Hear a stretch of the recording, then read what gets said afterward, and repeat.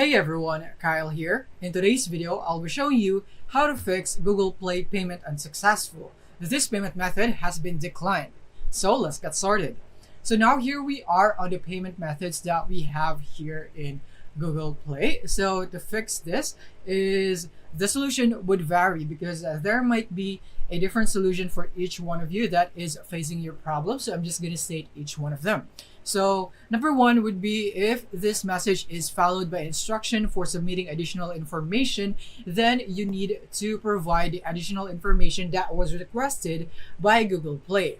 And then it could also be that the billing address for your payment method, such as the credit card, does not match the address recorded in your Google Payment Center settings. So if the address doesn't match your account, then it won't go through. That would mean that you need a credit card or a payment method that matches your address on your account settings. And then another method is you can try using a Google Play gift card to complete the transaction instead of using a payment method right here in order for you to update or add balance to your Google Play.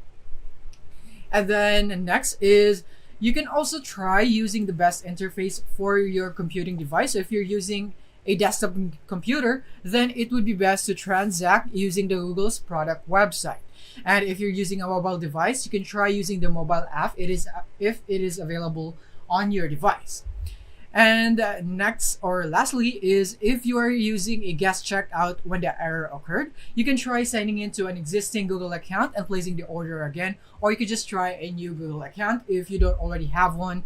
So yeah, those are basically the solutions. So one of them will be the reason of the error that you are facing here in your Google Play Store. So if one of them is, then you can just follow the instructions that I have given you. So yeah, it might